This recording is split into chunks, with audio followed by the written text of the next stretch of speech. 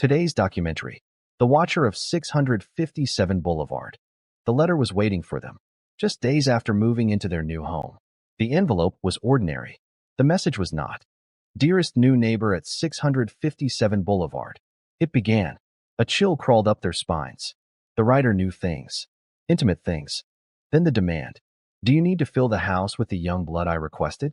The Broaddus family, Derek, Maria, and their 3 children, stood frozen in their own hallway.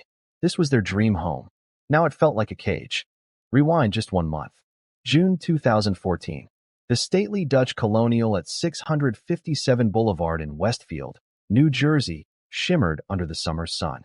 For Derek and Maria Broaddus, it was the culmination of a dream. They paid $1.3 million for the 6-bedroom home on the quiet, tree-lined street. A sanctuary, a place to raise their family. They planned renovations. They imagined birthdays, holidays, a lifetime of memories. The moving trucks unloaded their belongings. The children explored their new rooms. The future was bright. It was perfect. But perfection, they would learn, is a fragile illusion. The first crack in that illusion arrived on June 5, 2014. A single, typed letter. The salutation alone was a violation. 657 Boulevard is watched. The watcher introduced himself, or herself. The voice was archaic, theatrical, dripping with menace. The house has been the subject of my family for decades. The letter spoke of the house's architecture and its history. It asked probing questions about the family's intentions. It mentioned the young blood 3 times. Derek and Maria dismissed it as a sick joke, a prank from a bored teenager. They called the police. Officer Michael Merlo of the Westfield Police Department took the report. He was polite, professional, but the undercurrent was clear. It was just a letter. They were told to be vigilant, to install security cameras. Life, hesitantly, went on. Then came the second letter, and the world they knew shattered. It arrived in July.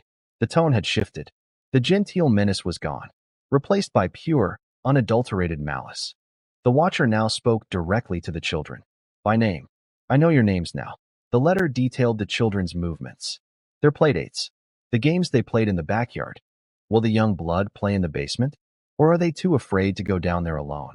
Paranoia became their new normal. Maria Broaddus would check every window locked 10 times. She stopped letting the children play outside unsupervised. The spacious yard became a potential kill zone.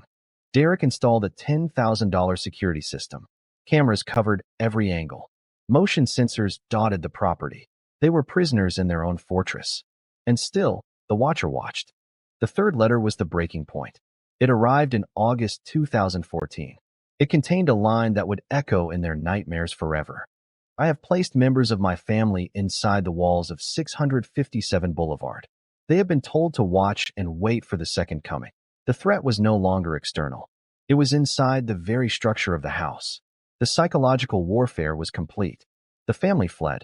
They packed a few bags and moved into Maria's parents' home, leaving their dream house dark and empty. But the watcher wasn't finished. Letters followed them to the grandparents' address. The stalker knew where they were. The circle of safety had collapsed entirely. The investigation intensified. The Westfield police, now with FBI consultation, launched a full-scale inquiry. Every neighbor was interviewed. Handwriting samples were collected. DNA was lifted from the letters' stamps and envelopes. Suspicion swirled. Was it a disgruntled neighbor angry about the planned renovations? Was it the previous owners, John and Andrea Woods, who had lived there peacefully for 23 years? The police pursued dozens of leads. They identified a person of interest, a local man with a history of sending bizarre letters. But the DNA did not match. The handwriting analysis was inconclusive. The investigation hit a solid, impenetrable wall. The watcher was a ghost. Desperate, the Broadduses turned to the courts. In 2015, they sued the Woods for fraud and failure to disclose the terror. The legal battle was brutal, public, and inconclusive. The family was trapped. They couldn't live in the house. They couldn't sell it without taking a catastrophic financial loss, not with the specter of the watcher hanging over the property. They tried to rent it. In 2017, a tenant moved in.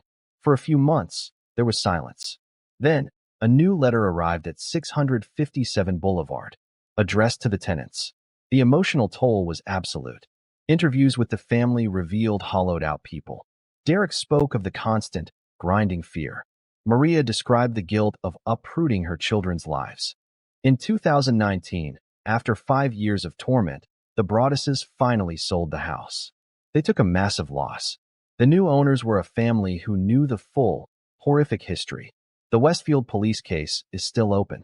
The identity of the Watcher is one of suburbia's darkest secrets. The Broaddus family never found peace in Westfield. And in a quiet town in New Jersey, a beautiful house still stands. And somewhere, perhaps, the Watcher watches on.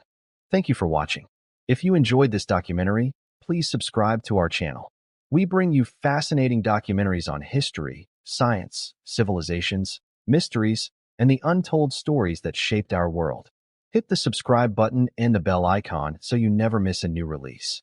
See you in the next one.